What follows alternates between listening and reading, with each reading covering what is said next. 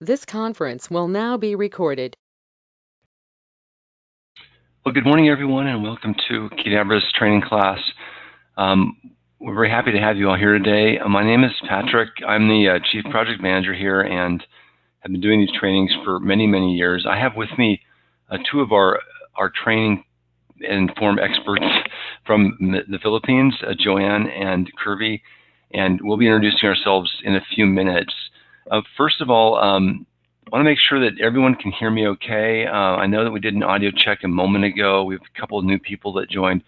Deanna and Athena, if you cannot hear me, please, well, you won't be able to hear this, but please do give a shout out if you can in a moment, just so we can verify your audio. This is an online class, obviously need to have audio and headset, ideally, and thanks for being here. We can hear you. Hopefully, can everyone see my screen? We're switching to slide 2 now with the winter scene with the Labrador. Can everyone see that? Okay. Yes. Can you hear us? Great. Yes. Thank you. Great to have you here. So this is day 1 of a 4-day class. This is an 8 to 10 hour commit. We're trying to do 2.5 hours, 2 hours a day. We'll see how far we get today, but my goal is to have you done, or have you out of here in 2.5 hours. That would be 12:30 Eastern time. I know we have at least one person from Europe here. Arthur, it's great to have you here. I don't know if you're Europe or Middle East, but you're Armenia, so it's great to have you here. And I know it's late for you, so if you need to leave early, we are recording, and that goes for everyone. If you've got a conflict, just feel free to drop off at any time. Welcome. Welcome to our class today. We are hoping to introduce you to FormsViewer and the possibility that it will give you, FormsViewer is really our attempt to give you a tool to sustain those existing investments, but not just to give you insurance policy, but also to extend the solutions you currently have today with minimal effort. So there's quite a few features we're going to cover today, tomorrow, and throughout this class this week. One of the goals is to reduce the cost of developing new solutions. Obviously, we are also a recognized partner with Microsoft on the new Power Platform technology, and we've been doing a lot of projects with that. But there are customers that have hundreds of templates, and they don't have the time to quickly move to Power Platform or to rebuild everything in Power Platform. And that's really where FormsViewer fits in. It's really that stopgap, the bridge to take your existing investment to the future and not have to worry about a huge conversion effort at the onset. So that's the introduction of FormsViewer. That's what it is. We're doing FormsViewer training this week to show you not only how to use FormsViewer, but also the new patterns and techniques that we've implemented. FormsViewer came out about 4 years ago, and we've been adding features to it ever since. It's a SharePoint app that allows you to take an existing InfoPath form solution as is and continue using it, but without InfoPath form services.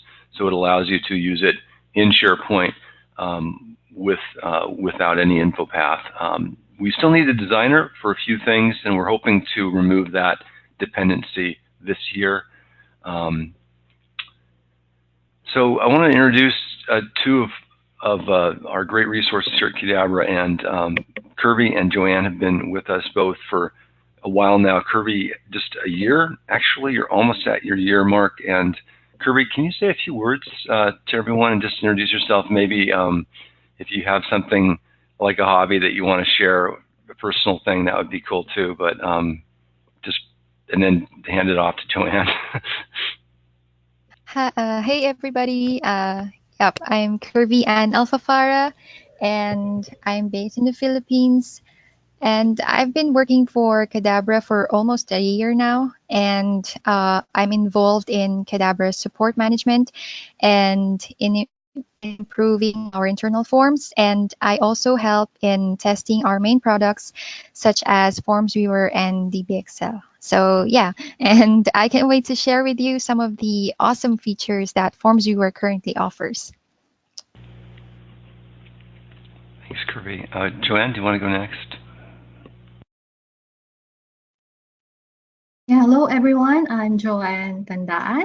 I'm in the Philippines and I started at Qdabra 10 years ago. My role at Qdabra is a software tester, and my main responsibilities are testing our main products like TVXL, QRules, and FormsViewer.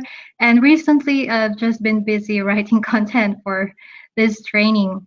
So I'm just really happy that you're here attending the FormsViewer class. And I hope that FormsViewer will help you upgrade your forms and provide a solution for you in bridging that gap between SharePoint and Info. Thank you, Joanne. If it weren't for Kirby and Joanne, we wouldn't be doing the training this week. They've been instrumental in revising the content from September and adding new content. And I really want to thank both of them for incredible effort. And really, the training is because they've been able to help with the preparation. So please thank them.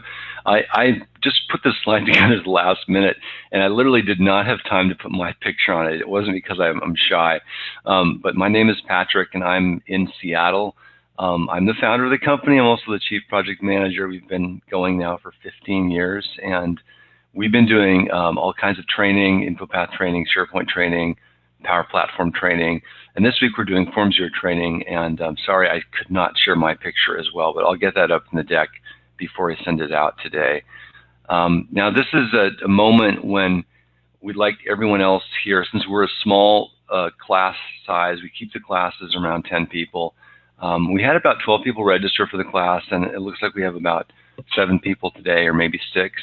And I want you to introduce yourself and maybe tell us where you're at in terms of your time zone so we can get a sense of what time it is there. And then how many years you've been building InfoPath forms, how many forms you've created, what you're hoping to get out of the class. And let's start with, let's see, we'll go to the top here. So I think it's, well, I guess it's not, I guess it is alphabetical after the organizers. So Arthur, do you mind going first? Hello everyone. Hello. Do you hear me? Yeah, there's a little bit of static, but yeah, go ahead. I'm from Armenia. It's great to have you here. How many InfoPath forms have you built?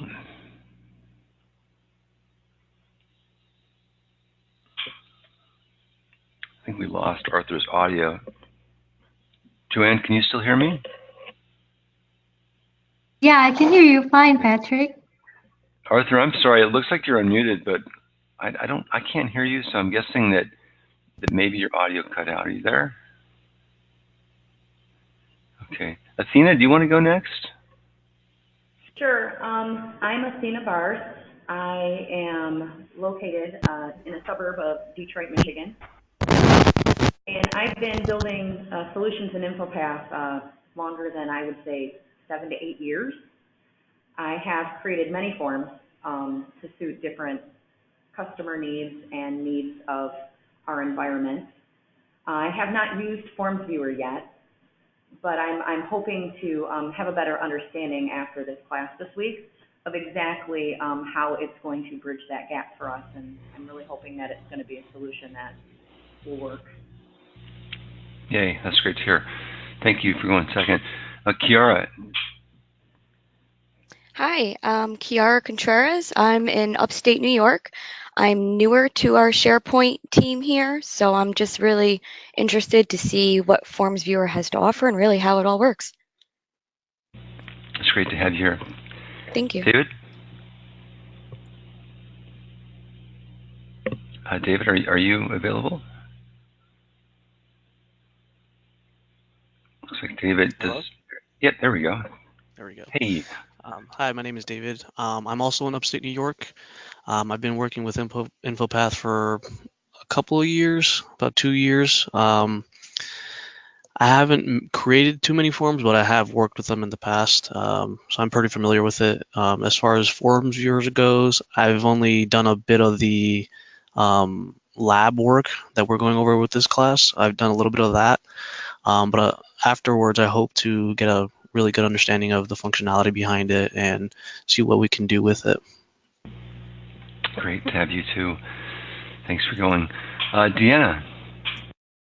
Hi, I'm Deanna Velasco. I'm also from a suburb in Detroit.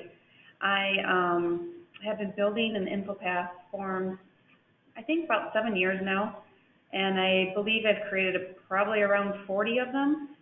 I have not used FormsViewer yet, but we are very eager to learn about its capabilities because we have a very decent-sized environment here in a SharePoint Foundation 2010 situation, and we're moving over to Office 365, but obviously it's going to take time for us to redevelop everything in our current environment and the new environment. So we're really hoping that FormsViewer will be the answer for us to bridge that gap as we migrate over.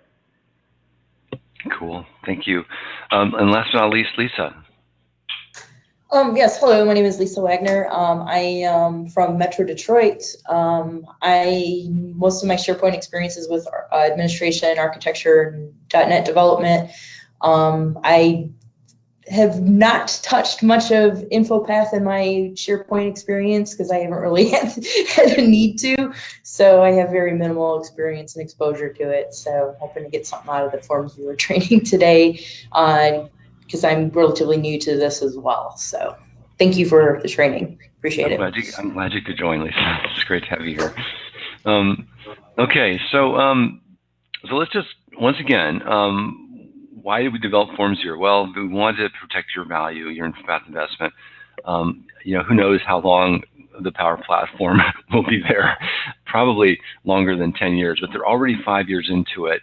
I think it's very unfortunate, and I think a lot of people, it caused a lot of consternation when Microsoft announced in 2014, about 5 years ago, that they were discontinuing the support for InfoPath after only 11 years.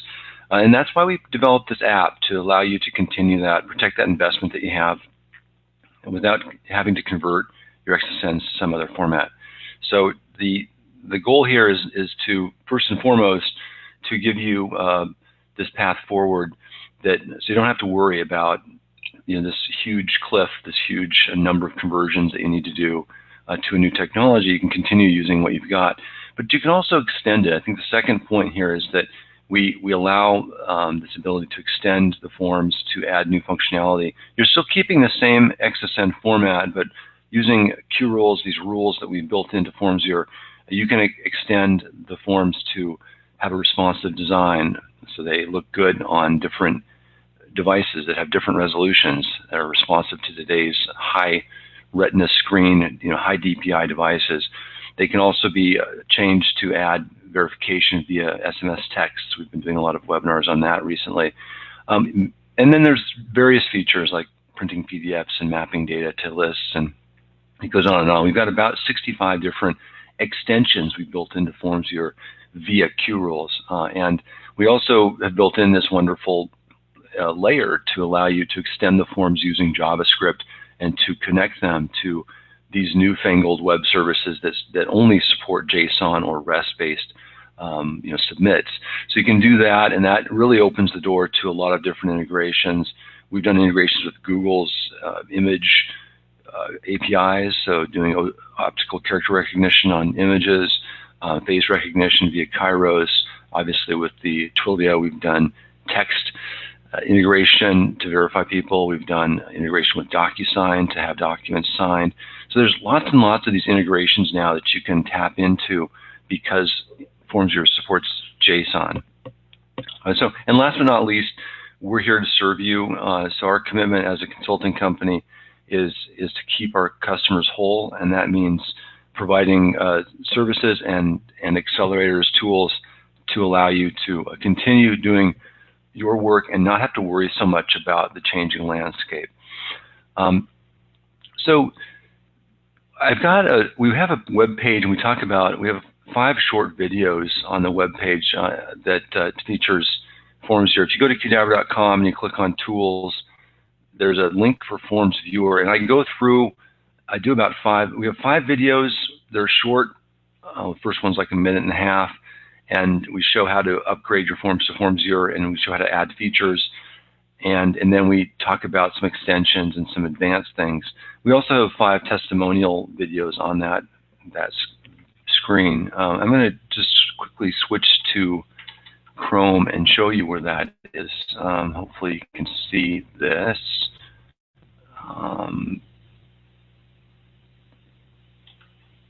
And if you go to, hopefully you all have the link to download day 1 of the training content. I sent that out just about half an hour ago. And that will give you the content, the documents for the labs on day 1. We'll also be sending you the presentation and the recording a few hours after the class ends today. So if you just go to our website here and click on Tools, FormsViewer, you'll see a little bit, there are some resources available. And I just want to make a couple points at the beginning of the training before we start doing the demos here of where you can go to find more information. So here you can click on one of these 5 different tiles to see a quick video of how to upload your forms to FormsViewer, how to add some features to it. We've got some advanced features we add, extend the solution. We've got the ability to create reports with Power BI now and map to SQL. So there's a bunch of different web videos, each one of them getting progressively a little bit more complex. And then at the very bottom, we have some testimonials from some customers that have been in FormsViewer for many years. Some of the early adopters these are all very short, less than 10-minute testimonials. And then at the very bottom, there's a link to go to more details. And here you can find out more information about FormsViewer. This is a more detailed, not as pretty of a page. But one thing to look at here is the revision history. So we have actually, we launched 3.2 in November, and we're actually planning to launch 3.3 this quarter. But if we go to the complete list of the version history, you'll see that we've been launching FormsViewer. We've been updating it pretty much 2 or 3 times a year over the last 4 years. We actually had our first release of FormsViewer almost 5 years ago in June of 2014. So there's been a lot of progress over the years. We're still making more progress. As I mentioned earlier, we're still not completely 100%. We don't have parity in the designer. So if you're changing the views, you're still going to use the InfoPath designer, but we have added functionality to it. You'll see functionality today, and you'll see us create mapping in the FormsViewer design tab. Okay, and then there's one other place that I just want to direct your attention to. Many of you already know that we have a community site called InfoPath Dev, and this site has a section for downloads. And if we scroll down on the right here, this is quite an old site, but we're still using it to serve up documentation and answer questions. And here on the right, you've got a couple of things to look at. First of all, the previous FormsViewer training is here underneath training. You got 2.4, actually you got 2.1, 2.2, 2.4, 3.1, and 3.2, which we did in September. And then down a little bit further below is a list of a link that you can click on to. Well, you've got a lot of FormsViewer documentation. So there's installation, how-to guides, sample forms, and so on. When we're done with the class this week, we will upload all this training as a FormsViewer training package, January 2019. So this is what we did in September. It will be very similar. There'll be videos here, all the lab content in terms of the how-to labs. We'll put everything up here at the end of class this week. Any questions on that?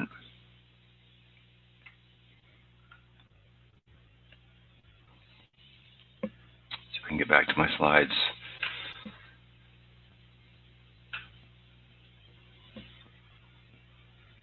Okay, so we've got these new features we've added, and we'll go over them today and tomorrow and throughout this week. The goal today is to show you these features. So we want to show you how to enable the modern UI for your forms and how to add key rule features. Actually, this is the whole class. These are some of the things you're going to learn in this 4-day training. The first one is, nowadays in 365 we have this thing called the modern UI. It's a more extensive, scalable user interface that Microsoft has created. And the InfoPath forms today don't support it out of the box. So they only support the classic UI.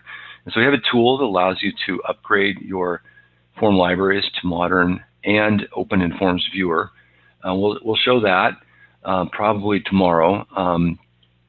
We have a lot of QRules features that we'll be talking about, a lot of demos today that we'll be showing how to do PDFs, how to do map data and repeating tables to separate lists, parent-child lists. We'll show how to add buttons in place of the InfoPath widgets and how to auto-insert rows. There's a lot of features we'll talk about today and throughout this week. We've also got a pattern for inviting external users. So one of the really key features in FormsViewer is its ability to pull in people externally that aren't in your SharePoint site and allow them to take part in the form process using an SMS as their authentication or their verification mechanism. So we'll do that demo today and tomorrow. Actually, I don't know if we're going to do, I think it's tomorrow or Thursday. We've got a bunch of reusable sections. These are called XML template parts, or just XTPs.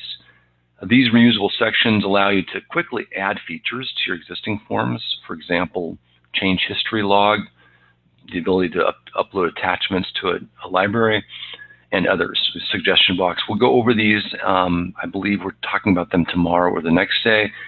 We've got labs on how to build a dashboard using InfoPath, but also using FormsViewer to extend it and make it smart. And then there's lots of bonus topics on how to use overlays and pop-ups and scaling images.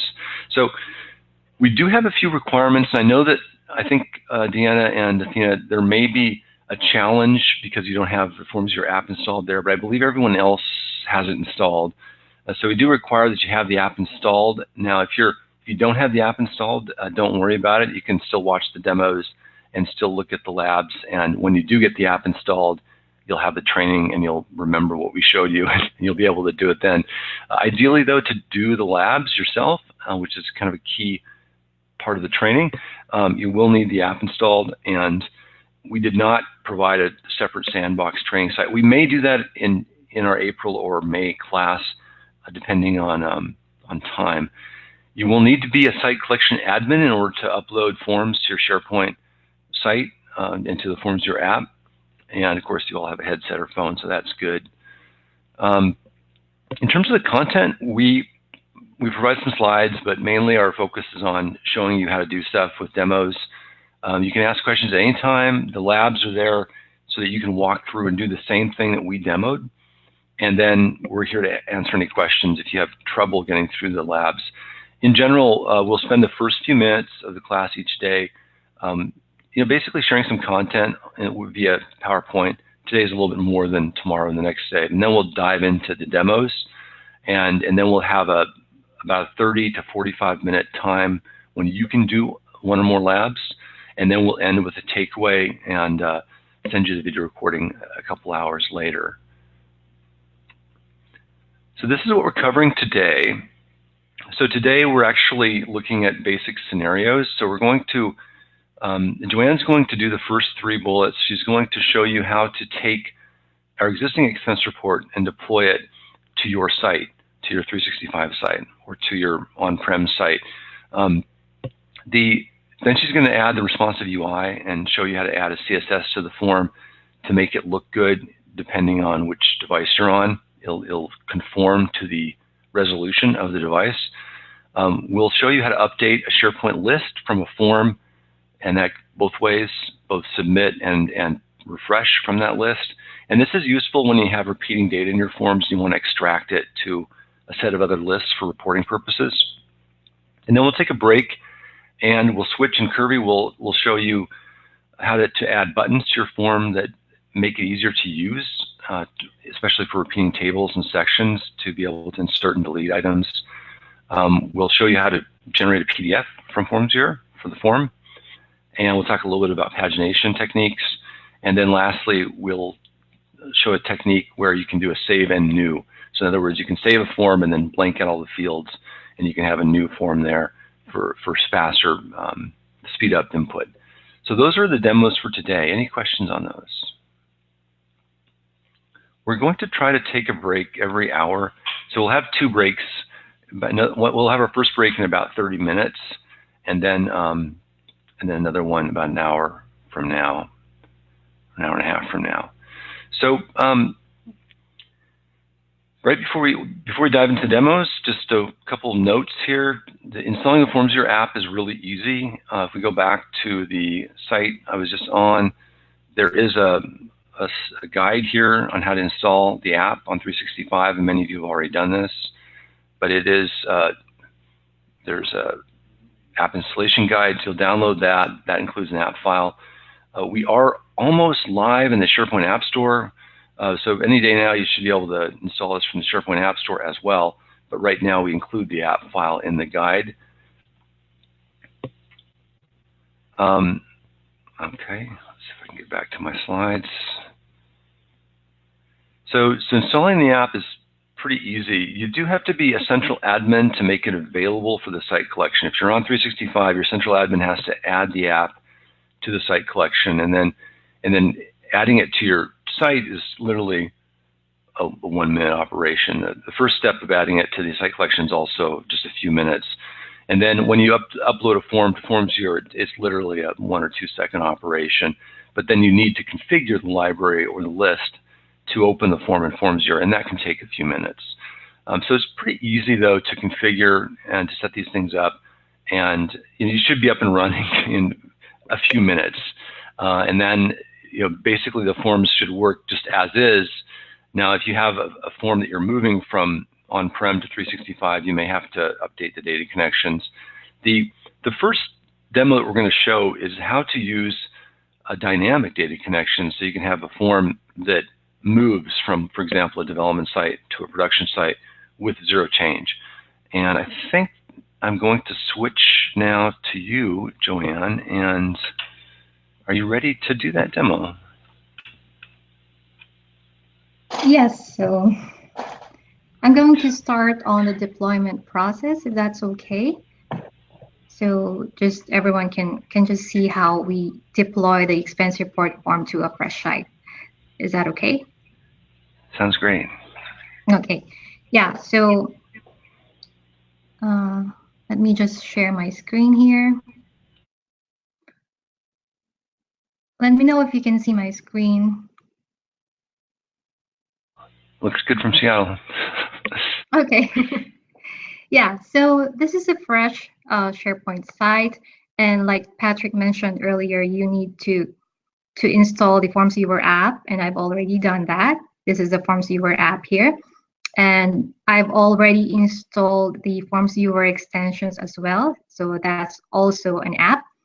And then you need to make sure that you are a site collection administrator, because in order to upload and manage templates, you have to be a site collection administrator to do that. So if you were able to download the package that we sent you, you can look into that folder, and you will see the expense report deployment guide folder, and you will see all the stuff that you will need for deploying the expense report form that we provided. So this demo includes an STP, and you will upload this STP. These are just custom library and custom lists that we already pre-created for you. And in order to add that, you will need to go to your root site, and let me just show you here really quick. If you go to your root site, click the gear icon on top and select Site Settings. And under Web Designer Galleries, you will see the List Templates list link here. Go to that. Okay, so this is the List Template Gallery. This is where you will upload those STPs. Just go to File and click Upload. But as you can see, I've already done that. Let me just show you really quick. So there's the STPs. So once you've uploaded those STPs, you can now add those custom libraries and lists to your site. And so you go to your site contents. This is my site content. Just click new and click new app.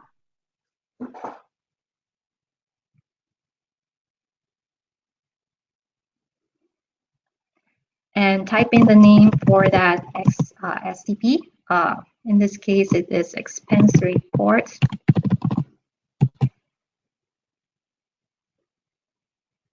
It should appear there, okay? Click on that and then use the same name as this. Don't change that. That is very important. And then click with an S, right? Expense reports, okay.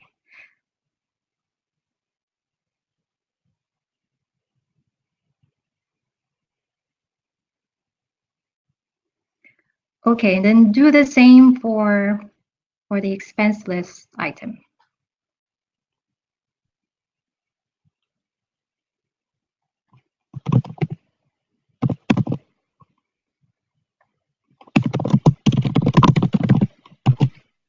The expense expense report solution is a kind of a solution we're using for a lot of demos this week, and it does talk to a couple different lists, and as Joanne's deploying these, you'll see later why they're important.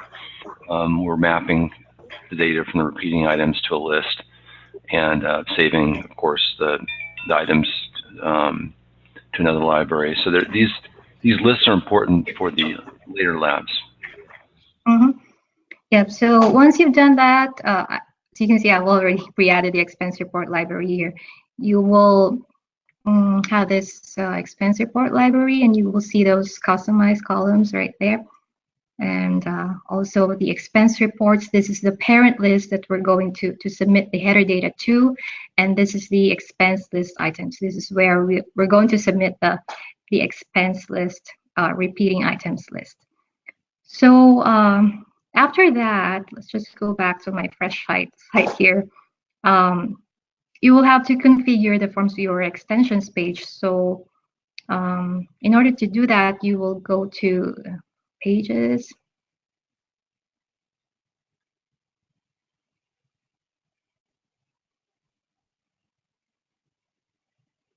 The FormsViewer extensions app is used so you can open your forms in Modern UI library.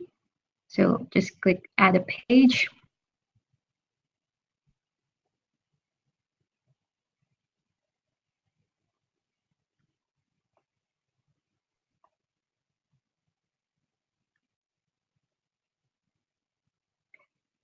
And also the steps here are also in the PDF file that is included in the expense report deployment guide here.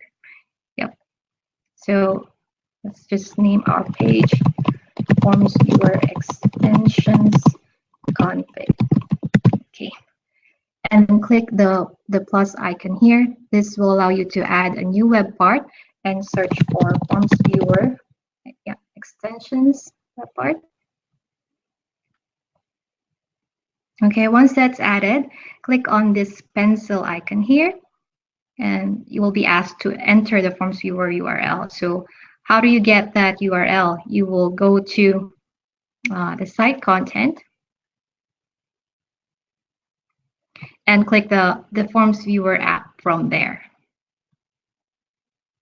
This one. That will open a start page for FormsViewer, and that is the link you are looking for. So copy that and paste it here. And then click publish.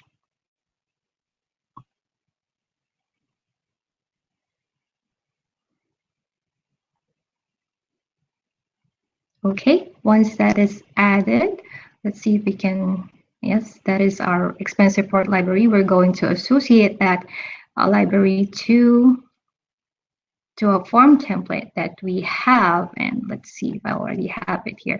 So in order to upload a new template in FormsViewer, you would go to this start page here, and you will click manage templates. Okay, I don't have that yet. So click on upload new template. and you can or just browse on the start XSN here in that folder. Okay, and for simplicity, I'll just rename that to expense report form. Okay, and then I just want to be a little organized, so I always create a new group. For example, every training day form. Okay, so for each lab, you can create a different category to just categorize your form templates. Then click upload. For those of you who are seeing this for the first time, the upload in FormsViewer is it's a couple-second operation, as you just saw. Unlike the publish process in InfoPath, FormsViewer doesn't require generating HTML when you publish. It just takes the XSN as is. It renders the page when the form opens. So it's a slightly better experience than you may be familiar with. Yeah, thanks for that, Patrick. So once you've added the template, you can now add that template name here in the FormsViewer extensions config. So just type in the template name. It should be the exact name. So that is important, and then click apply changes. So once that's done, you can go to the expense report library.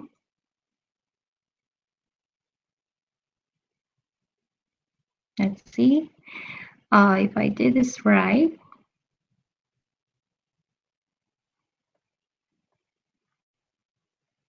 Okay, you should have this FormsViewer icon here. So this will open a new form, a new blank form for you. You click on that. It's just like clicking on the new button here. And also the links will open in FormsViewer as well. So once again, this is great, Joanne. Once again, the modern UI is something that Microsoft released last year on 365. It is it's a new sort of modality, and in order to upgrade those libraries, those classic form libraries, XML form libraries, to use a modern UI, you're going to use this extensions tool that we've created and go through the steps that Joanne just did. One thing to point out is if we go back to the library, Joanne, I just want to make people aware of one minor gotcha at this point. We don't support, they don't allow you to overload the new button, so we can't actually replace the functionality of the new button. But in some ways, you've got the ability to, well, they can't use the new button, obviously, for a form library. So just keep that in mind, that you will have to provide some, I guess, education to your staff that for new items, you can either add a link, which we can add here by customizing the modern page, or just tell them to open using the FormsViewer icon if it's a new form. Existing forms, the links down below work just fine. But the one thing that's confusing here sometimes is that people they'll click on new expecting it to open FormsViewer, but we can't, because of the restrictions on the modern UI, you can't override that new functionality that Microsoft has. So that you'll have to tell people to use a FormsViewer icon until they have fixed that limitation.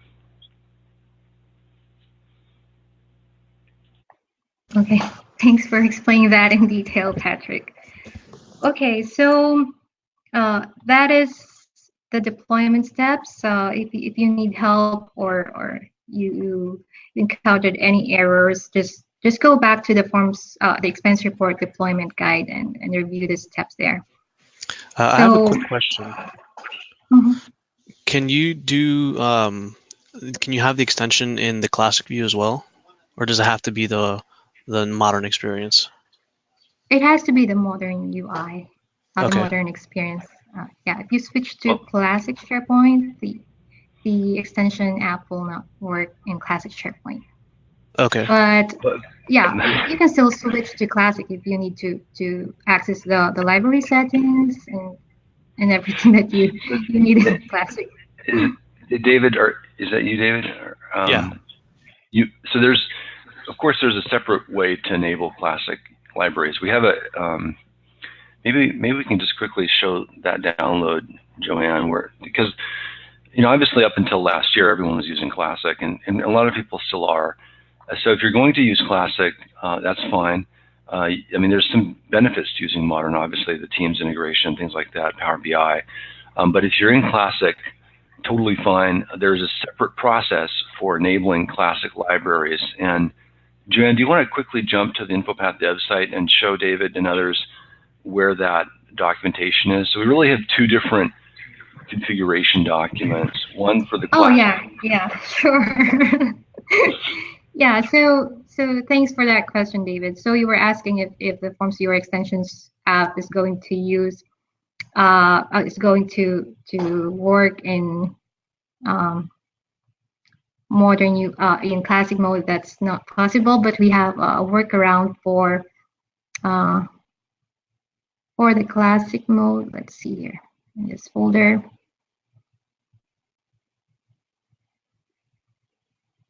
Yes, this one, FV links, FormsViewer links for SharePoint Classic UI. You can download this and follow the steps on how to configure Classic UI to open FormsViewer. And this is the previous way we had everyone doing it using this FV links approach, which involves adding a JavaScript file to your site assets, and then using the web page to modify the view to open that JavaScript file, and then the links get replaced with the FormsViewer links. So this is a little bit more work, but it's 1 or 2 minutes. It's not very hard. The extensions for the modern UI is a little bit simpler because you just install this thing and then you point it at the libraries you want to upgrade, and then it just automatically goes in there and changes those column links for you. But yeah, this is definitely. I think this answers your question, Dave. Thanks, Joanne. Yeah, thank you. I appreciate it. Thank you. I appreciate that. Okay, so sorry about that. I'm just really used to the modern UI now. Okay, so we have a workaround. You can try that as well. So yeah, so going back.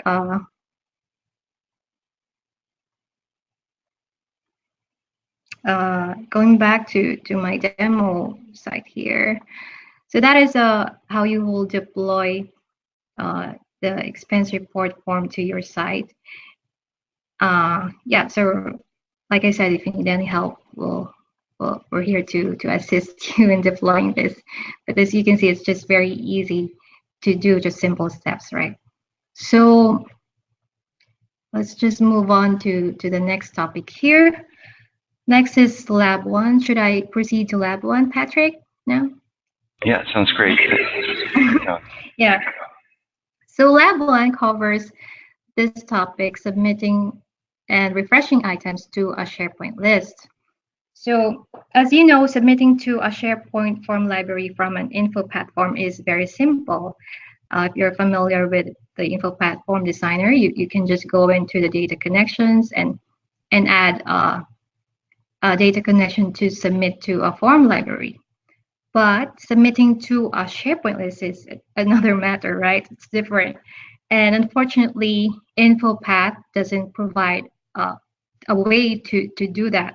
And some people use workarounds like they use this built-in web service lists.asmx that SharePoint provides, and using that with a camel technique, or maybe they use a SharePoint designer workflow, or maybe some event handler in Visual Studio, but that requires programming skills, and those techniques are really hard to troubleshoot. So what I'm going to show you for this lab is that this form will submit to the SharePoint list that we showed you. So this is the form, right? This is the header data that we're going to submit to the parent list, the expense reports list, and this is the child item that we're going to submit to this expense list items. So if you go to the form template and open the design or click the design button. It will open Forms Designer for you. This is the designer page that FormsViewer is offering. So you'll see different tabs here, but right now we'll just focus on the SharePoint mapping tab.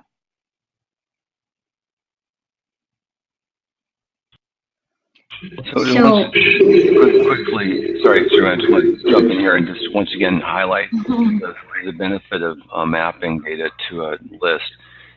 So InfoPath forms are hierarchical XML format. They contain repeating structures. And one of the major gaps in InfoPath was early on was the inability to promote data from repeating tables or sections to columns in SharePoint. And the reason for that is pretty simple. The XML structure in InfoPath is, in some ways, you can think of it as three-dimensional. You know, you've got parent, child, grandchild, and each one can have repeating data. So it's a relational database inside of a form or a file, you know, because the parent can be one, the child can be many, grandchild can be many for the child. You can have also many to many. You can have all kinds of relationships in XML. But in SharePoint, it's only two-dimensional. So SharePoint list or library just has columns and rows, you know, 2 dimensions. So we had this gap early on where we couldn't map repeating data to a list or a library, and we built tools in QRules to allow you to do this, and then those tools, which is the submit SharePoint list command, was moved over into FormsViewer. So for those of you that aren't familiar with this, this is the technique for extracting data from repeating structures in InfoPath to one or more lists. Typically it's going to be at least 2 lists, but it can be 3 or 4 or even 10. And this is a pretty cool technique that Joanne's going to show you. The one thing to keep in mind is it's great for small data sets. So let's say you've got 100 different people submitting forms per day. But the problem is it's not going to be atomic. So if they submit something and there's a lot of people submitting at the same time, you could end up having a timeout and it could get partially saved. And so this is an issue. So if you have a high scale or a very large scale situation where you have a lot of people submitting at the same time, you may want to look at using SQL. We have an accelerator for that allows you to map the repeating data in your forms to a SQL database, which is atomic and which allows you to rewind an operation if it fails. So SharePoint is not atomic, and that means when you're writing to multiple lists, if something fails in the middle, it doesn't rewind it. Of course, you can submit again and hopefully succeed. But a database is atomic, and that means that if it fails in the middle, it'll rewind it correctly. And that's kind of esoteric topic, but I did want to mention it for some of you out there. I know, Lisa, you're very, very technical. So I'm just kind of trying to add a little bit of extra value here. Sorry, Joanne, to interrupt. No problem. Yeah, thank you for elaborating that. So like I said, this is the page where you add the mapping. So you can click New Mapping here and type in the name, the mapping name. Then click Add Top Level Mapping. Top level because we have a parent and we have a child list for the expense report. And here you can just select the SharePoint list here. For example, this is the header list, like expense reports. And that will load the SharePoint columns here, right? So I already have an existing mapping for this form, so I'm going to load that and show you how I map the columns. Okay, so this is my top level mapping, and this is my sub level mapping. So let's just look into the expense reports top level. So here you will select the base path, that's important. And right here, we're just looking into the root node. So we'll get all the fields from that. And in this case, it's not repeating, so I'm not checking that. But this is really important, the checkbox use list name for submit, because we're using this exact naming expense reports. That's why we instructed you to add the custom list, the STPs as is, use the name exactly, don't replace it, because FormsViewer is going to look for that list name instead of the grid. Okay. So you may feel overwhelmed just seeing this page because there's a lot of fields, but you can just go through it one by one. So underneath this is an area where you can add your fields. So this is the form field, and this is the SharePoint column, and this is where the data type is displayed. You can remove them if you want, or if you accidentally added a field. So here I've selected the SharePoint ID. I have a SharePoint ID field in my main data source, and I'm mapping that to a SharePoint ID column. So for those of you who are familiar or who have used SharePoint list, you know that all items in a SharePoint list have a unique integer value in the ID column. So that's what I'm mapping here. So I'm mapping this field to that ID column. So then you can just map the rest of the fields. Like for example, here I have mapped report name to the report name column, and this is the report date, and this is the resource name, my employee name, so on and so forth. Let's just quickly switch to this expense list items child mapping. Okay, so this is just the same as my parent mapping, but this is a repeating group, right? So we're mapping that repeating expense list items to our expense list here, right? So we need to get the base path for our repeating item. So this is that field here, the repeating field, and just select that. And then for this one, I just map the same SharePoint ID. You can see here, I'll just quickly show you how our main data source looks like. So this is my SharePoint ID, and I've added that here under expense details items. I've also added that here. So how did I do that? I just right click on the field and click reference, because InfoPath doesn't allow you to add the same field with using the existing name, right? So you need to reference it. So you need this SharePoint ID field in order for the QRules command to determine the list when you submit that form to your SharePoint site. So just going back here. Just to repeat okay. that, when you map, it's going to receive back from SharePoint the ID for the item that was inserted for that row.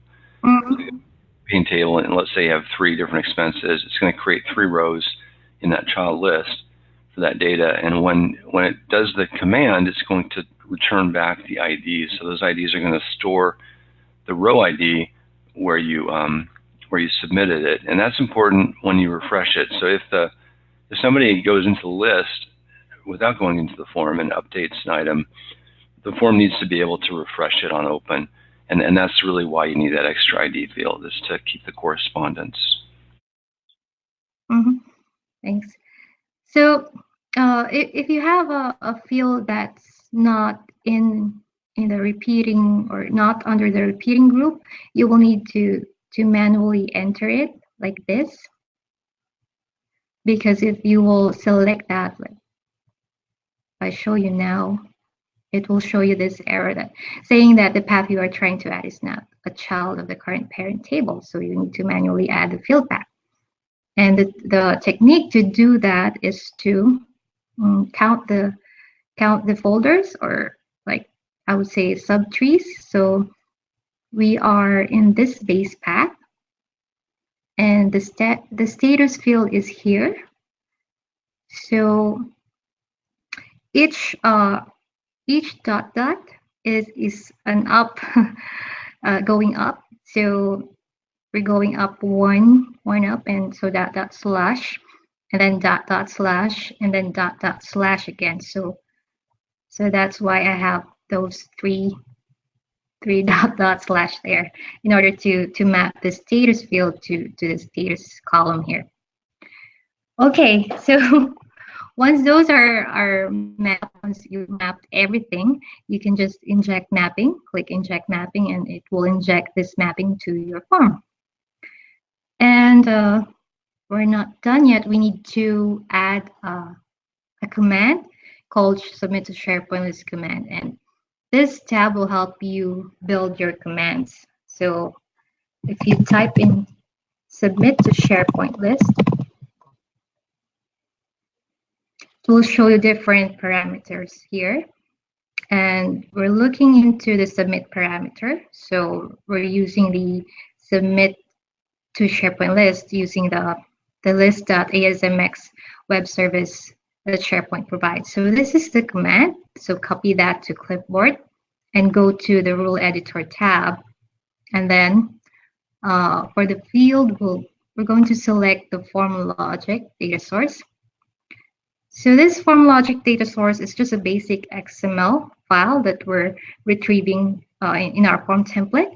And we use this method to centralize our rules and place it in an XML file like this. So our rules are firing here on submit. So let me just quickly show you what the rules are in here. So here I already have my submit to SharePoint list command. This is our command. So if you just paste in the command that we copied there, and then don't forget to place a double quote around it, because it's really important, just like the instruction says here. So this is an action that sets the QRules command. This is a QRules command to that formula. So an example of the FormsViewer design features. You can see that we're able to add rules and provide mapping as part of the. These are two of the design features that we've added to FormsViewer design tab. So we're trying to get all of the design features done, so you won't have to use InfoPath Designer. So just in case you were wondering about those two tabs that she was on, those are two of our first attempts at getting the designer features in. We've got others we'll talk about adding resources next. Okay, so I'll just quickly show you how the submit to SharePoint list works. So I'm filling out a blank form here and adding an expense report for pizza. So who's hungry for pizza? Let's add in an amount. Say for 10 people, 15 people. Okay, and then submit. That's a great receipt, Joanne. I don't have a receipt for pizza. That's just an example. Okay, so it's submitting now. It should submit to our SharePoint list. Let me just refresh this. Okay, so this is the header data. So you can see the data is submitted here and also in my expense list items. And apparently I switched to the classic mode. We just switched back to modern UI.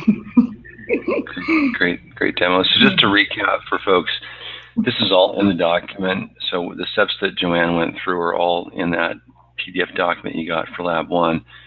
And really, they're going to show you how to set up the correspondence between your XML form and those lists where you want to extract the data to.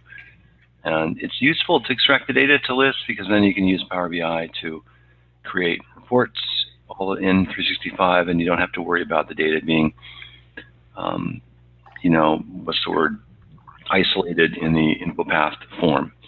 Does that make sense to everyone? Should we take a quick break now, Joanne? You want to take a 5-minute break? Yeah, sure. Okay. Let's just quickly ask somebody, Anyone out there have any comments on Joanne's 2 initial demos showing how to deploy the expense report form, which is the basis for a lot of our hands-on training labs this week, and then the first lab showing you how to take repeating data and map it to a list in SharePoint? Any questions on that? Surely somebody has at least one question or comment. I'm going to pick on somebody if we don't hear, just to make sure we still have audio connection. David, you were kind enough to ask us a question in the last demo. Did this make sense to you? Hello? Yep. Sorry, I keep muting my mic in 2 different places. Yeah, I've kind of gone through these steps already, so I do kind of understand pretty much where this is all going. I think the only problem I had with before when I was going through it, she had already gone through it, and I figured it out as I was watching her. So everything else does seem pretty straightforward to me so far. Great. Thanks for being our guinea pig here on the feedback. Appreciate it. So we're going to take a 5-minute break. Let's take a 10-minute break. Take a 10-minute coffee break or refresh break, and we'll come back here and start up again at right now it's 11:10 Eastern, so we'll come back at 11:20, and we'll finish up. Joanne will finish up. She's got one more lab to do, and then we'll switch to Kirby. So we'll see you here in about 10 minutes. Thank you.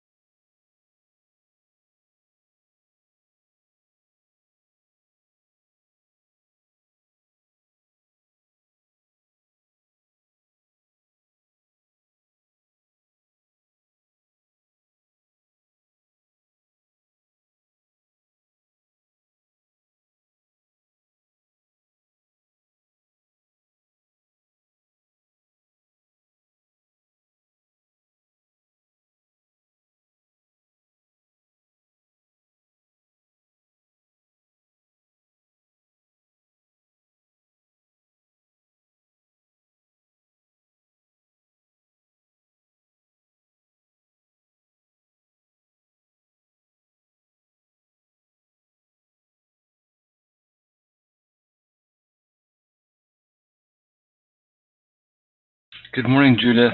Looks like you just joined us recently. We're almost done with our first break, and I thought I'd just say hello. How are you doing today? Good, thanks. It's great to have your team here. And David's been asking questions, and got Kiara as well. And we just went over the kind of the overview at the beginning, and then we covered the first two labs, or the first two how-to tutorials on how to deploy the expense report solution, which is used for a lot of the labs this week to show the techniques. And then the first lab related to the expense report, which was how to map repeating data from a table into a child list in SharePoint, which is useful because you can't get at the data usually in InfoPath forms if it's repeating, because you can't promote that data to a library because it's two-dimensional. So by mapping it to a child list or to one or two or even more child lists, you can extract all that data for reporting, and then you can do your pivoting using Power BI or something like that. So that's what we've done so far. Any questions on that? Not so far. Cool. So we're just about ready to start up again here. I want to welcome everyone back. And Joanne, I'm handing you the presenter baton. And we're going to do one more lab. I think Joanne's got one more demo she's going to do, showing you lab 2. And then we're going to switch to Kirby. Joanne? Okay, so lab 2 is about using cascading style sheets in FormsViewer. So let me just quickly show you what my form looks like now with the CSS loading. So this is the expense report form using a CSS as a resource file in FormsViewer. So as you can see, it is responsive. When I drag and resize my browser here, it is adapting to the screen, and it's stacking up the fields there.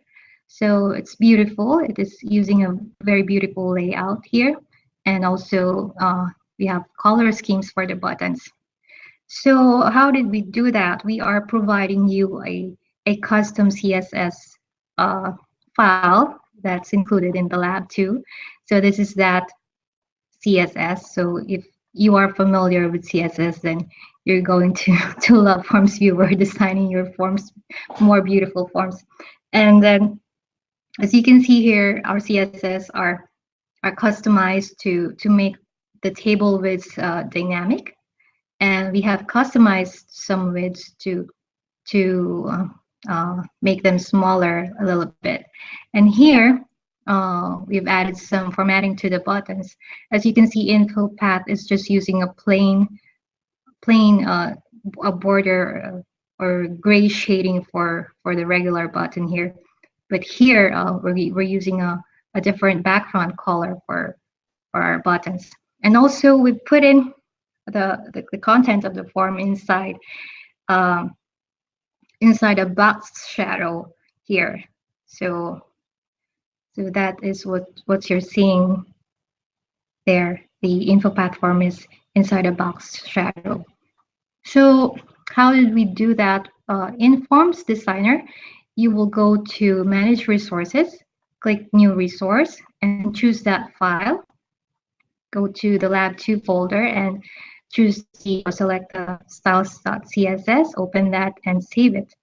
So in this case, I've already added that here, styles.css, and then we're going to load that file using the LoadResource command in Curls. So switch to the Command Builder tab and then search for the LoadResource command. And here you will see some parameters. So we're looking for the name parameter, just type in the name for the file, .css file, right? So styles.css. So this is the command. It automatically generates the command for you. So copy that to clipboard. Go to Rule Editor. So we want to load the CSS file on finished loading. So that means when loading the form, we have to load the CSS file. So go to Qdabra Rules Data Source and select Finished Loading. So you'll see here, I've already added that rule, and I have that load resource command here. So we're setting the command field to that command load resource. So that is why our form is now responsive in the modern UI. So that is what's the content of Lab 2. This is the most favorite one of all. Yeah, I did see. Sorry, Joanne. This is. I did see one little minor error in there. We seem to have a URL from one of our customers still in that CSS file. We should probably remove that. The Optotech one. I don't know if you saw that as well, but I just want to let people know that the CSS stuff is one of the ways you can extend your forms, and you're going to want to obviously use the colors for your organization, along with if you have a lot of tables with a lot of columns, you may need to change the CSS so that it looks better with lots of columns. I think we have assumed a certain number, I think it's 5 or 6 columns in our sample. But the CSS is one of those areas that is new in FormsViewer, and it's great to add CSS to all of your forms. Once you have a CSS that matches your color scheme and most of your forms, and you can just add the same one. But the styles.css is kind of a generic one that we have, and like I said, it's great because it will change the width. It will relay out the form dynamically. Now you're still going to need a mobile view for really small phone, and we'll show that later in the class. I think we have a demo day 2 or day 3 where we show how to switch to a mobile view on load. So we're not actually, I mean, this will look okay on mobile because there won't be any white space, but it might still be very small. If the form is wide, you're going to see, you're going to have a hard time reading it because it's going to be, retina. It's going to be, a very small font. So you're going to want to switch to a mobile view and lay it out differently. But this is a good first approximation because it will fit any device resolution. Thanks, Joanne. Okay, so that's Lab 2. So do you want me to discuss Lab 3 now, Patrick? I have another lab. Yeah, great. Sorry, I got it wrong earlier. Yeah, you're doing 4 labs this morning. Great. Okay. Okay. So Lab 3 is about leveraging picture buttons here. So using insert and delete buttons. So going back to this form template, we're talking about replacing this default widget for the repeating table. So if you have a repeating table in InfoPath, it defaults, or it will show you this default widget for inserting item before or after or remove item, or you can also insert item down here. And it's okay for me, but making your forms user-friendly means you have to provide a way for users to lessen their clicks. So for this here, you will need to click here. You will need to click more, and it's really time-consuming. So in order to replace that with buttons, you will add the picture of the buttons here as resource file. So we've added the picture buttons here, or picture files here, .png files. So you will add them as resource file in the InfoPath Designer. And then you will add 2 picture buttons. Like that. And then just go to picture button properties, and then select the PNG file here. Then you can resize them so they look smaller in the view. Then, okay, just do the same for the delete button. Right? So you see, I've already added that there. Okay. So once you've added the picture buttons, you will add QRules rule. We will use the QRules rule called insert. So you'll see I've I have a rule here called insert row. It's using this formula to set the QRoles command field. Okay, so this is the formula. It is using the insert command and using the parameters parent. In this case, the parent is the items group, and then the child is the item group. And we also need the position. And for this example, we're using a count field underneath the repeating items group. And I'll show you that in a minute. So just select that and add +1, okay? So the count field here, you will see that it contains a default value that is using a preceding sibling item. It's just a common technique to determine the ID for the row. And if you want to learn more about preceding item technique, you can go to our InfoPath dev site and search for this blog here. It's a great blog from Greg Collins explaining how that preceding sibling access works. So I'm not going to dig deeper in that, but that's the formula. So that is used so we know which row to delete and which row to insert from, right? So this is InfoPath Designer. You can also create the rule from or build the rule here in the Designer command builder, right? So if you search for insert,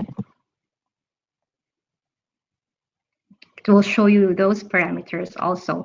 So you can also do that. Select the field here. Which one is our parent? This one. Okay.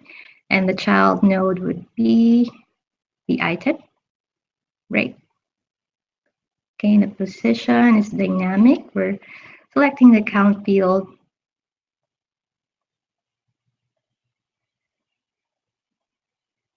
Count. Okay. And just add +1, right?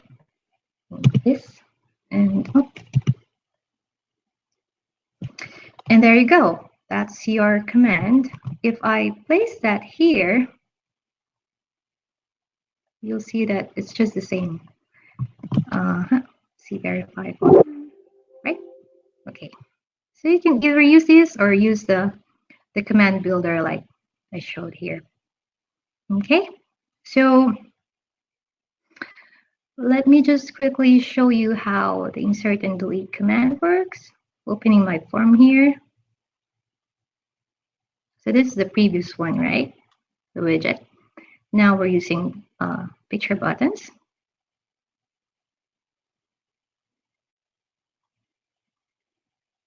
And no, sorry, still under LoadResource. This one.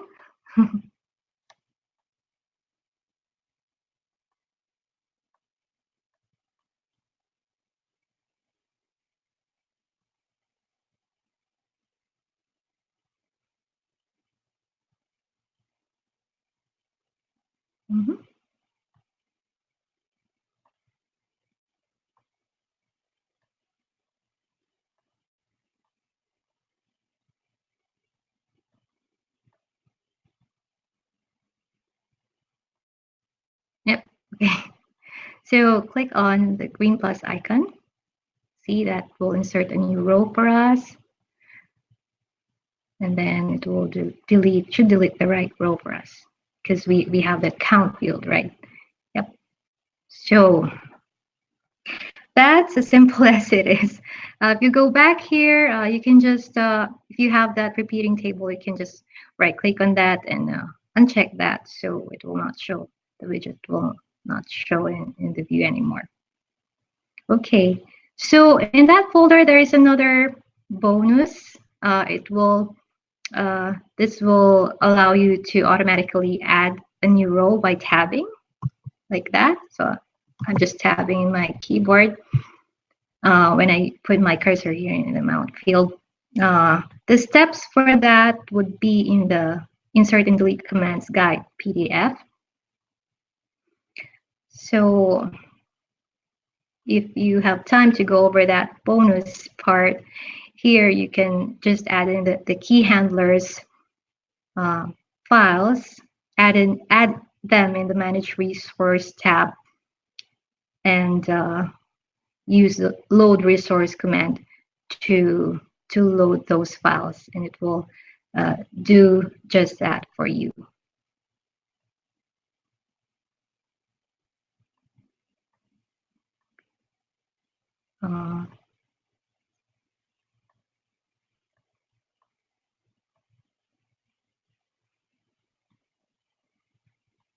See, I have this key handlers here, and I'm loading that rule editor in finish loading.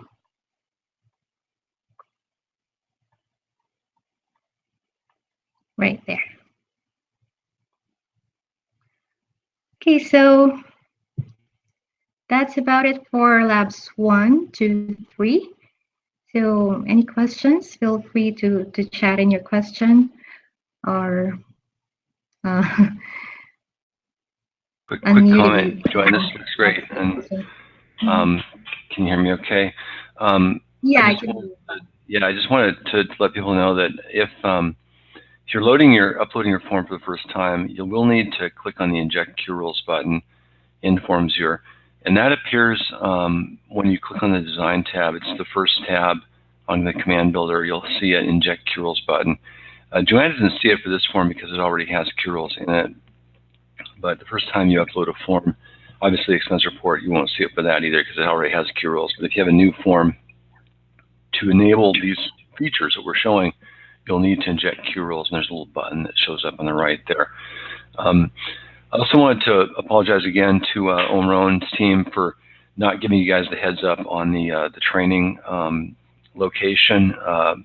I did investigate whether we could do an on-prem training site for you last week, and I forgot to email, and I'm sorry about the confusion on that. I apologize for that.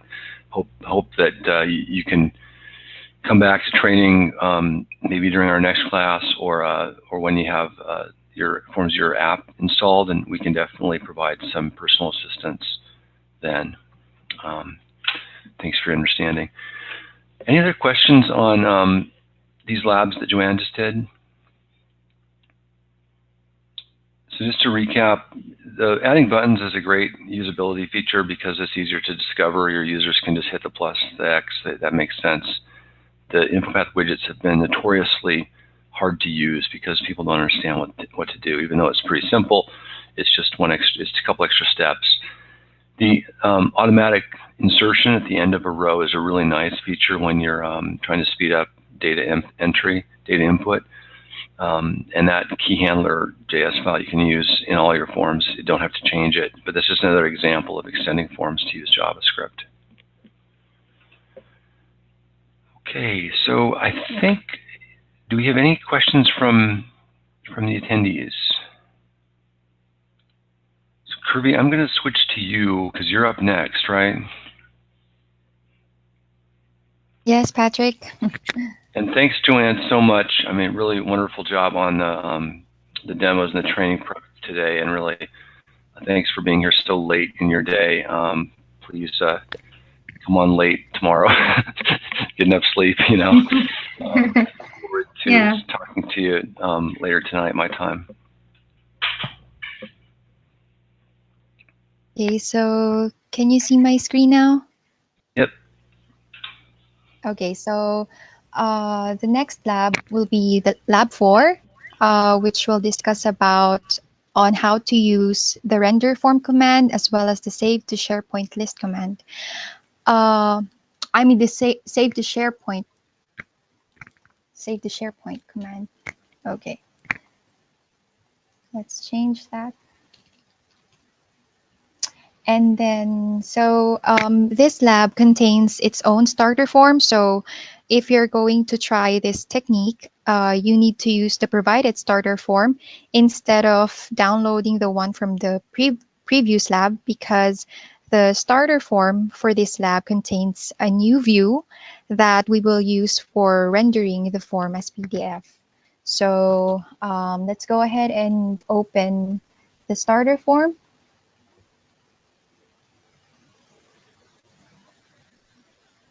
And here I'm going to show you the newly added view, which is the PDF view.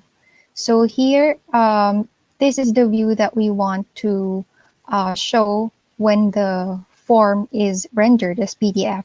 So in here, we also have the receipts.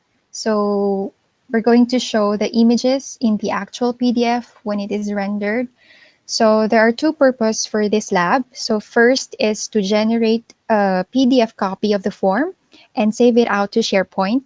And the second one is to upload the receipt that is attached to the form to SharePoint. So we already created in advance this document library called attachments. So in the guide that is included in the package, you see here that there are prerequisites that you need to do before starting to work on the lab.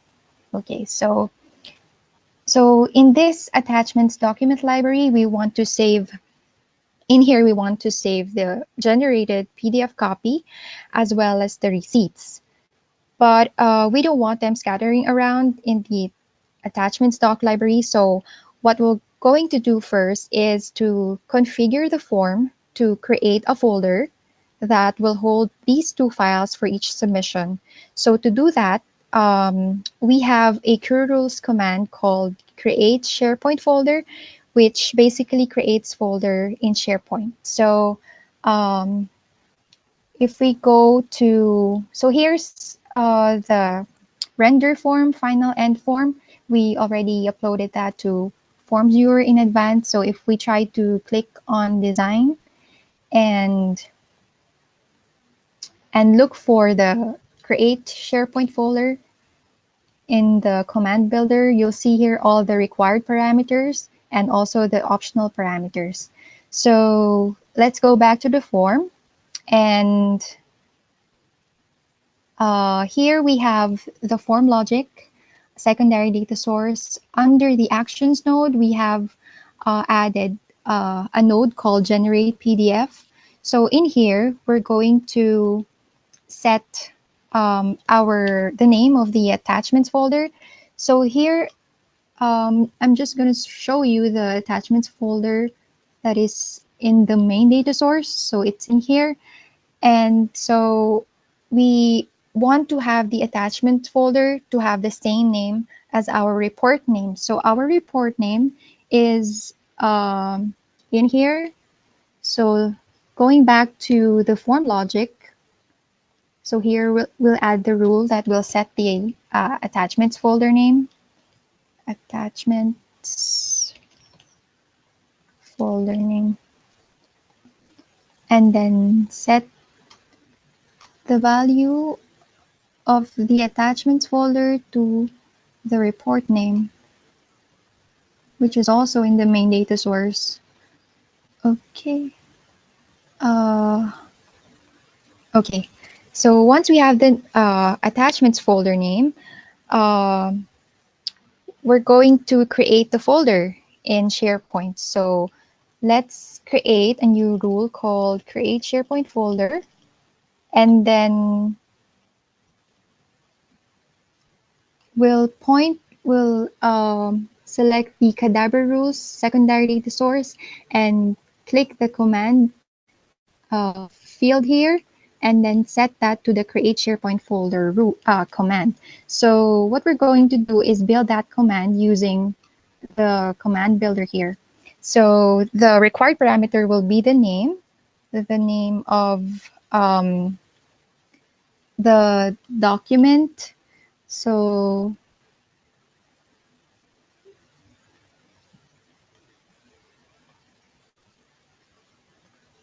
okay, sorry.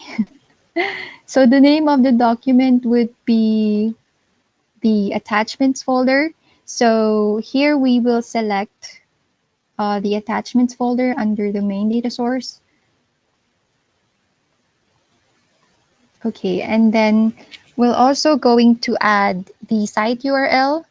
So the form already has the site URL because the site URL field, and it automatically detects the site URL once the form is loaded. So we're going to go to form logic and then config values, and here's the site URL. And then we're also going to need the library parameter. So here, since the name of our document library is attachments, we're going to set that value here. Okay, so let's copy the rule and then paste that in here, and then just verify the formula if it's correct. And then, so now we have 3 parameters for the create SharePoint folder. The first is name, site URL, and the name of our library. So once the SharePoint folder is created, we want to, next is that we want to save the receipt to that folder. So how are we going to do that? So we have another very handy QRules command called save to SharePoint. So if we click on this receipt control, it will show you that it's bound to the files field here. And then under this files field, we have another 2 fields, the QRules link and QRules file name. So what is the purpose of these, the QRules link and the QRules file name fields? So these fields store the link and the file name respectively after the file is saved out to SharePoint. So what this save to SharePoint command does is delete the actual file in the form and replace it with the SharePoint link where the file is uploaded, which is saved in the QRules link field while its name is saved in the QRules file name. So that way, the form size is reduced, which means faster form opens. So yeah, that's how the save to SharePoint command works. So let's build the save to SharePoint command. Let's go back to the command builder and search for the command save to SharePoint. And then you'll see here that there are 2 required parameters, the URL of the folder and then the XPath of the file in the form. So in here, going back to the form logic, in generate PDF, let's add a rule called save receipt to SharePoint. Okay, so let's add the save to SharePoint command here by setting the command field to the save to SharePoint command, and then we have the URL parameter and the XPath parameter. So the URL parameter would have is a combination of the site URL. Let's click on this and go to the config values again. And then also we're going to add the attachments document attachments doc library name, which is, yeah, which is the attachments. And then we're also going to add the name of the attachments folder.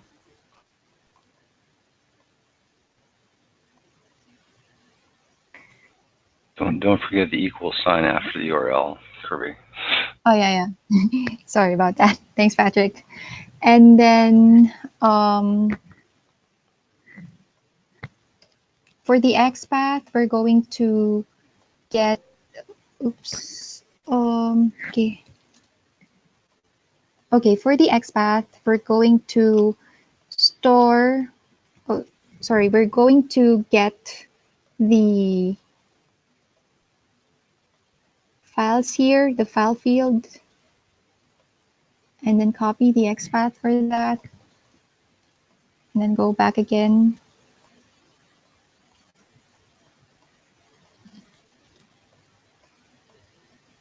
Okay, so here's our command, the save to SharePoint command, but we want to save the receipt once the user uploads or attach a file. So we need to create a condition in here that will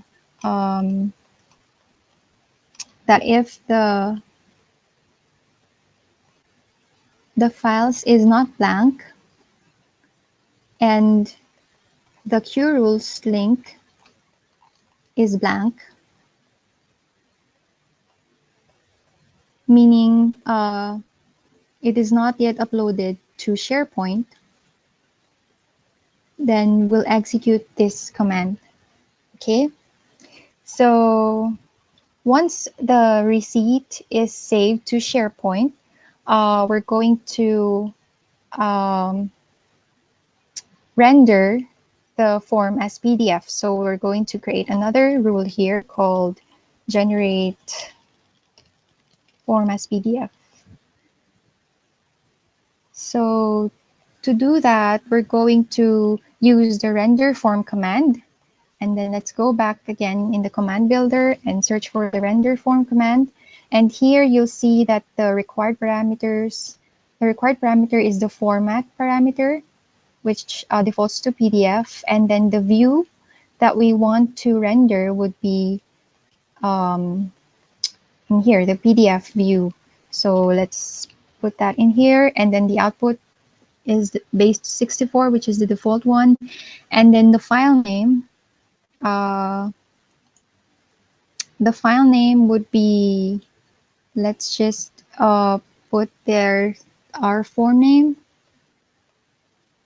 for the file name of our PDF. So let's copy that and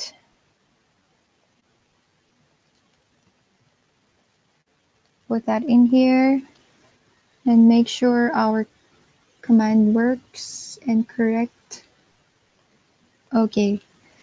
So after the form is generated, after the PDF is generated, we want to save that also to SharePoint. So let's try to copy this again, since it's the same, since we're going to use the same command, the save to SharePoint, and copy the rule and paste it in here. Okay, copy. Okay. Save PDF to SharePoint. Okay. So by the way, after this render form is executed, the output should be placed to a field in the main data source. So what we'll do is, here we have a field called form file. This is where we're going to save the PDF output. And then let's go to the Qdabra rules, secondary data source, and select the result. Okay. So here in the copied rule, let's change the fields to point to the correct fields. Okay, so here, and then the QRules link should point also to the QRules link here. Okay, so the URL is correct, and then the XPath would be the XPath of the form file.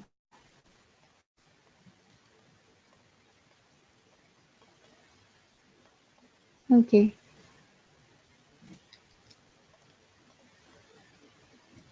Okay, so that's basically all of the rules that is needed in this lab. And by the way, we also need to have a rule that will trigger this generate PDF node. So we want to set that to the submit node. Okay, so here, let's create a generate PDF rule that will set that field to go. Okay, so that whenever the user submits a form, it will automatically generate the PDF. So here I've already you've already uploaded the final form, and let's see how it works.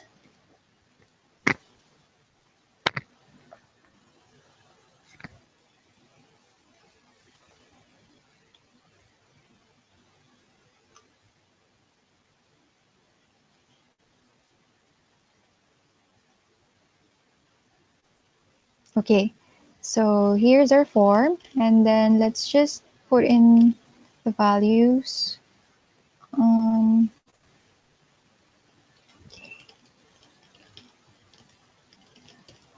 then let's attach the form, I mean the picture or the taxi receipt, and then put in the amount. Okay, and then hit submit. So now the form is currently rendering the form as PDF, and then later on we'll see that the, okay, so here it is. Here's the generated PDF. As you can see, these are the details, and also the image is also added in the PDF. So when we go to the, we try to view the attachments doc library, you'll see here that the folder is created for that form submission, and then here we can see the receipt, okay, as well as the rendered PDF. Okay, so that's it for Lab 4. So do you have any questions so far for the commands that we used? Hey, Kirby, this is really awesome. Nice job on the rules. You got everything right. I just had one question, and I guess when you're rendering the PDF, because it's using FormsViewer server to render it, I'm wondering if we need to do that before we upload the receipts. It's because the images are in the form. And I was just chatting with Joanne about this too, because I was under the impression that we had to do that, to generate PDF, before we save the items to SharePoint, the render form, that is. Do you have, is the form that you uploaded in the site, does it have the same sequence of save receipt and then generate form? Is it exactly the same? Yes, it's exactly the same sequence. Yep. I wonder if it's because you have access to that library and you're able to do it, but it shouldn't actually. I'm trying to think. I think that I need to talk to Jimmy, but I think that it shouldn't work because the image, if the image is gone from the form. Oh, I see. So yeah, I forgot to mention about the parameter that we can specify for the save to SharePoint command. So here we can see, let me just open again the design forms designer. And here we have save to SharePoint. We have a parameter called clear. So earlier I've mentioned that the save to SharePoint command deletes the file in the form. So if this is set to false, then it won't delete the file in the form. So yeah, so Okay, cool. the reason why it's yep. I didn't even know you could do that. Question? I didn't even know that you had the clear functionality. That's great.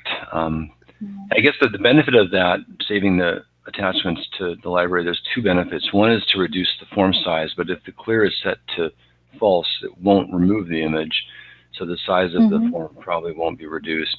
But the other advantage is that you can then edit or view the document outside of the form, and that's actually probably a more common feature that people want, is they want to be able to extract the attachments so that they can actually see them separate from the form, but yet keep the link in the form. And that way people can even edit those documents or whatever it is they're attaching in the form separately, but they keep the correspondence with the link. Yeah, great job. Any other questions for Kirby on this relatively involved lab? This is lab 4, is that right, or is it lab 3? It's lab 4. Yeah. And this makes sense. I'm just going to pick on you, Lisa, since just to see if you're still there, and ask you if this made sense or not. We're really showing some of these new features and the ability to not only save the attachments to a separate library, which is a feature that's not in the out-of-box forms, but also to generate the PDF, which is also a new feature. Does that make sense? Yeah, I'm kind of way behind, so I wouldn't pick on me. No worries. Thanks for being here. Kira, did you have any questions? No questions. Cool. Well, thanks for being patient, everyone. And I think we have, what, 2 more, is it 1 more lab, Kirby, or is it 2? I forget. It's 1 more lab, the transform. Great, yeah. So we got 1 more lab to go, and then what we'll do is we'll do a quick summary, and we'll just plow ahead and get that done, and then do the summary. So Kirby, if you're okay going for it now. Okay. It's pretty quick, right? It's like 5 minutes or 10 minutes? Okay, great. Yep. Okay, so here we have the transform form.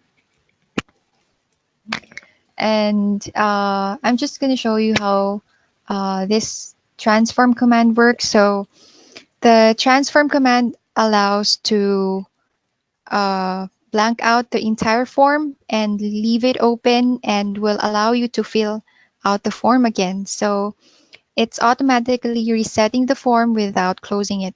So this is a very handy command when you need to submit multiple forms but don't want to reopen or click the new button to create a new form. So it speeds up subsequent submits. So I'm going to show you how it works. So here we have the button for the transform command, the submit and new. So basically, the user will submit the form, and then the form will retain to this page, and then blank out the entire form so that the user can fill out again. So here, let's just enter some details in here. And then let's try to submit, to select this button.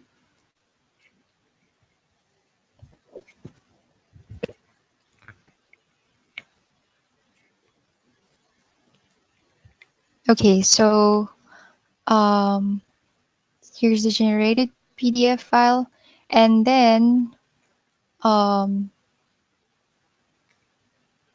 the transform command will, okay, so it works. So here you can see that the form contains no details, and you can submit again a new form without closing the form or reopening it.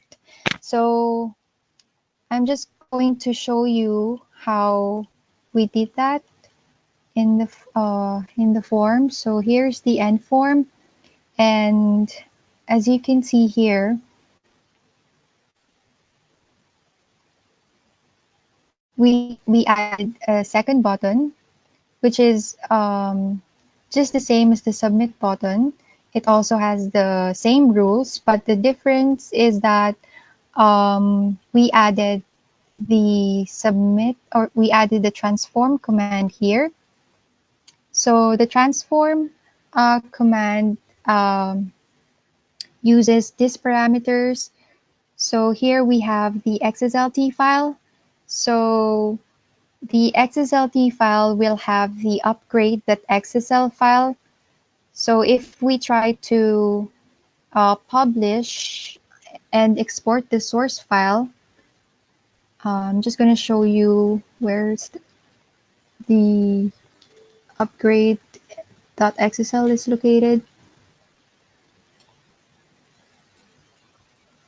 Okay, so here's the upgrade.xsl. So this file handles the presentation between the old and the new version of the form. So if you try to add a new field in the schema in an existing form template and try to resave, you will see that the upgrade.xsl file will be created once source files are exported locally. So that should be the value for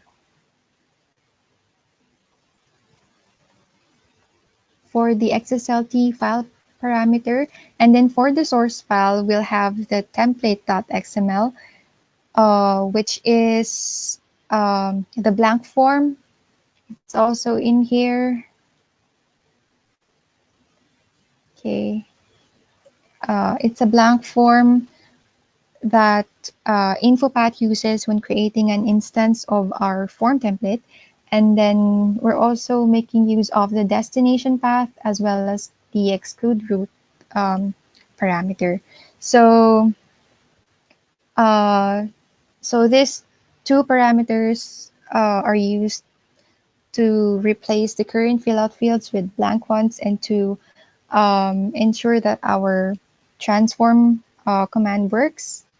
And so yeah, that's about it. And we also added the onload rules here so that for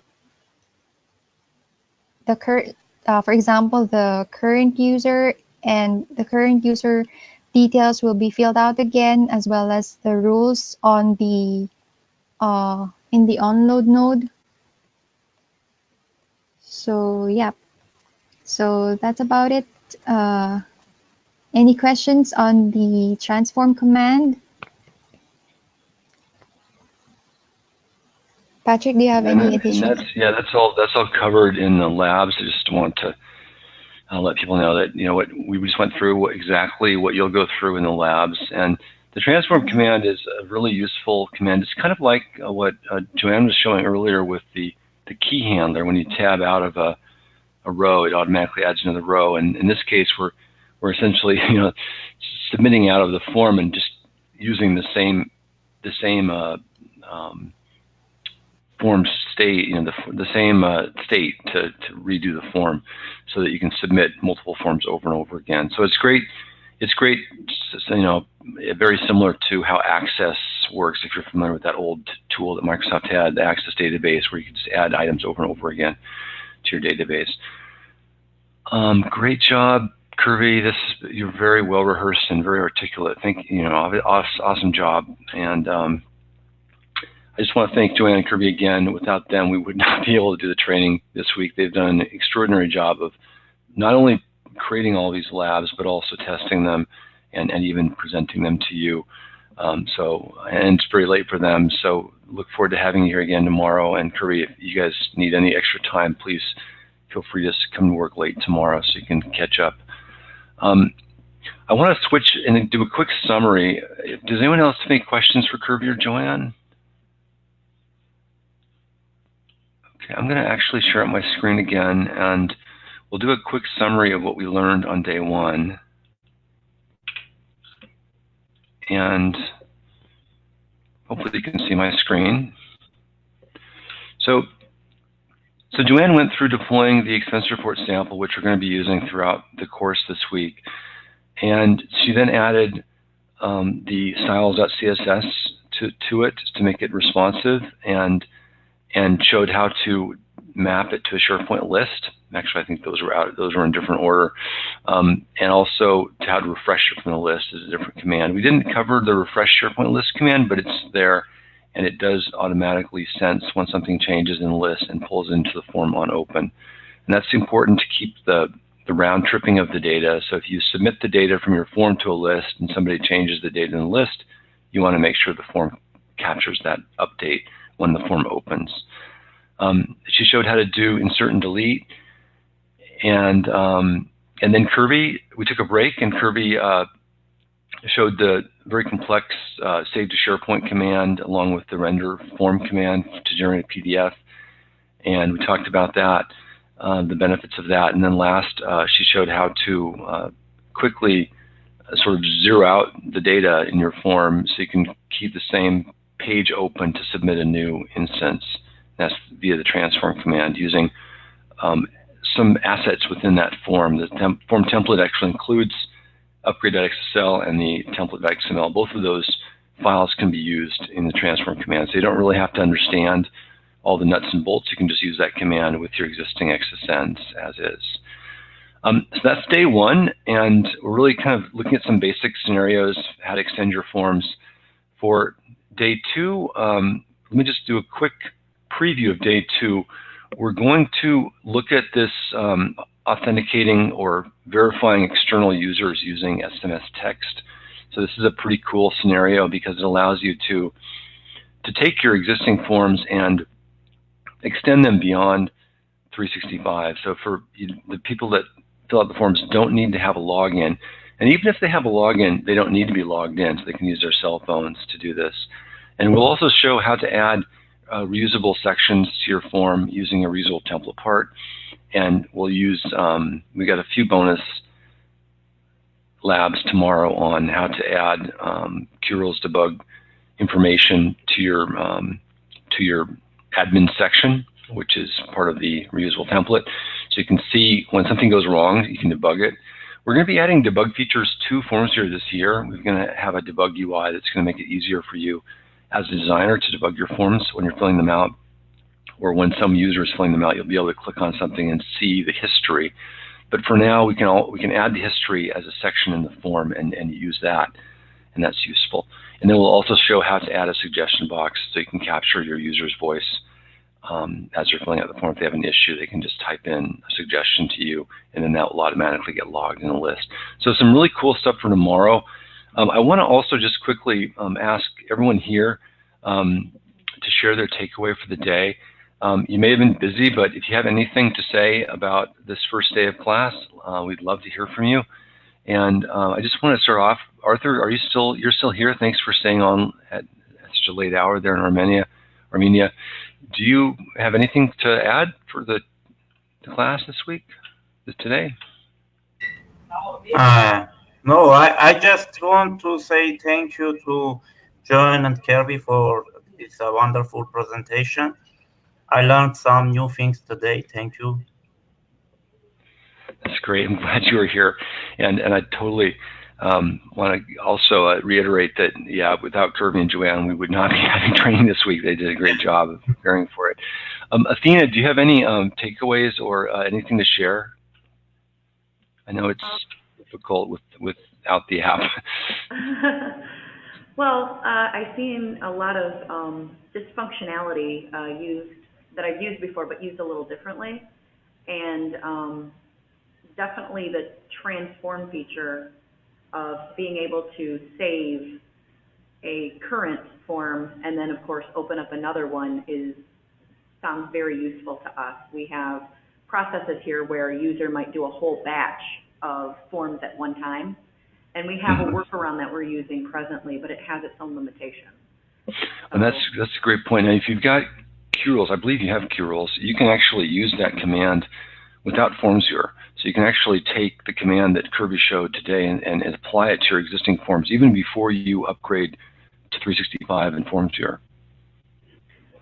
Patrick, it's Deanna. Was that newly added maybe in the last year or two? Because when I first needed the functionality several years ago, it wasn't available, and I had to go this convoluted way of building URLs, the path parameters, and all that kind of fun. Yeah. I'm sorry. I think we added it a year and a half ago. I can check with Hillary and Jimmy, but it is relatively recent. I want to say it was within the last 2 years.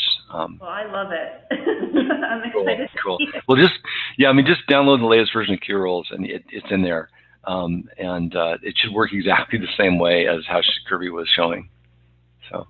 But I'm glad that we had something for you, and I'm really sorry again that I didn't give you a heads up on the fact that we couldn't get the on-prem testing site set up in time. It worked out at the end here. I did get our admins to install it. They're going to install it tonight. But I thought that this was going to be set up more like how Hillary's Power Apps training was, where we took time away to do the labs. I didn't realize it was just going to be demoing anyway, so I think we'll stick with it because we found. Well, we did want to have some time now to do the labs, and certainly the feedback for tomorrow is really important. If it would be better to sort of to stop after each demo and do the labs, then we can do that tomorrow. In fact, we might end up doing that anyway. It's just that we wanted to also be, I think, sensitive to people's time needs and try to reduce the minimum time needed to be in the class, 2 hours, 2.5 hours, and putting the labs at the end, and then being here to answer questions. I think allows some people who don't have time to do the labs later in the day, right, when we're not here. So if you would rather have us pause after the demo and do the labs tomorrow, then we can definitely do that. It might just extend the class a little bit. I'm great with the way it's working out right now, so I think okay, cool. That's use of our time too. And Thank I just you. wanted to add too, for me, I also love the templates of the change history and the admin sections and all that kind of stuff, because that's things that we do right now too, so that will save us a lot of time. Yeah, and that XTP tomorrow that we demo is going to give you a kind of an easy way to add that to all of your forms, and it should really take like 5 minutes, and I'm looking forward to sharing that tomorrow. Thank you very much for the feedback. Kiara, do you have any feedback? I don't have too much, but like I said in the beginning, SharePoint itself is pretty new to me, so I'm just trying to take in as much as I can, but I am looking forward to running through some of the labs in a bit. No, it's great to have you here. Thanks so much for... Thank you. Thank you for taking the time. You're welcome. David. Hello? Yep. Okay. Yeah, I think this was a great presentation. I think that generating the PDF and saving to SharePoint, that seemed like a really cool feature. And I do think that is something that we probably could use in the future. I have a couple of projects in mind that I might need to use that for. So yeah, that's a good feature. I'm really excited about that and can't wait for the next day to see how to use those admin sections and help debug any future forms that we work on. Excellent. And for tomorrow, obviously everyone has smartphones these days, but definitely if you can have your smartphone ready, we're going to show, we have a demo and we can have you take part in the demo if you have a cell phone, and we have a form that we'll share with you externally, and you can take part in the demo tomorrow. So don't forget your smartphone. Of course you're not. It's part of your humanity at this point. Let's see. Thanks, David. Judith, did you have anything to add? Any takeaways for the day? Not at the moment. I did jump in kind of late, but the definitely to echo David's statement there is certainly some benefits to the printing to a PDF. We do have some forms that would work very well with that. So yeah, just same thing. Just looking forward to being able to utilize FormsViewer a little bit more throughout our environment and making sure that we can continue using it in the online environment. Great. And we can cover pagination techniques too, because one of the common gotchas with InfoPath is when you have repeating sections or tables, how to paginate, and we do a lot of that.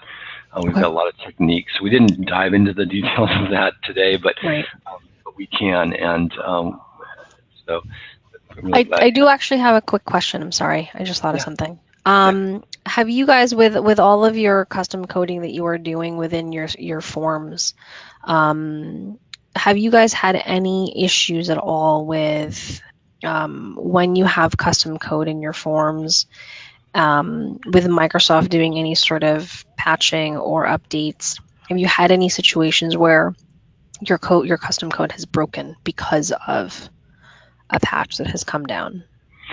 That's a great question. So as of for the last 4 years, the answer is no. One of the reasons we're providing this app is really to get away from that dependency on Microsoft pulling the rug out from under us. Now, Microsoft did change the support for custom code in InfoPath on 365 back in, I want to say, August of 2016 or 2017, and they just removed that feature. They gave people a 30-day notice. But that's obviously an issue for people with InfoPath. With FormsViewer, because it's running just JavaScript in a browser. The issues would be with browser compatibility, right? So, and right now, you know, Firefox, Safari, obviously Chrome, IE, Edge, you know, all of those browsers work really well. One of the other benefits of FormsViewer that you get over the InfoPath Form Services is that rich text works in all the browsers. You know, so all of the things that there are some limitations with InfoPath Form Services that are not limited in FormsViewer because we're using more recent JavaScript, so or HTML. So we have a you know, sort of the most recent current version of that versus the InfoPath Form Services, which was created back in 2007, has an older version that only works in IE for rich text controls. So that's an example of the converse. Certainly, Microsoft could change things and break our integration with modern UI. They could change things and break the integration with the SharePoint site, but it wouldn't affect the forms. It would just affect the links. You know, the ability to open a form from a library is dependent on a feature in Microsoft. Classic UI uses those FB links. The modern UI uses columns, and they could change that, but you know, we're limiting the surface that they can change by providing this app with this extensibility framework. And I don't know if that makes sense to you, but we don't have the dependency that we used to have with InfoPath. So you're actually less likely to break, if that makes sense. Perfect. Yeah, no, that's really good to know because there were some situations we were trying to, as soon as we started going into the online world, we were trying to do those things, and sometimes they would break. So that's good news. Lisa, sorry to have you go last again, but any feedback, takeaways for the day? Nope. I'm just looking forward to learning more, and I like the print to PDF thing. So that's pretty cool. I think we could use that. Awesome. The training's good. Thank you. Oh, you're welcome. And if you have any feedback, if you want us to change the format at all, please let me know. We're going to be converting that recording to a video and uploading it, and I'll be making that available in a couple hours along with the PowerPoint slides for today. And I want to thank everyone again for being here, and we look forward to presenting again tomorrow at the same time in the morning. Have a great day. Thank you. Thank you. Thanks, Joanne. Thanks, Kirby. Thank you. Bye, everyone. Thank you.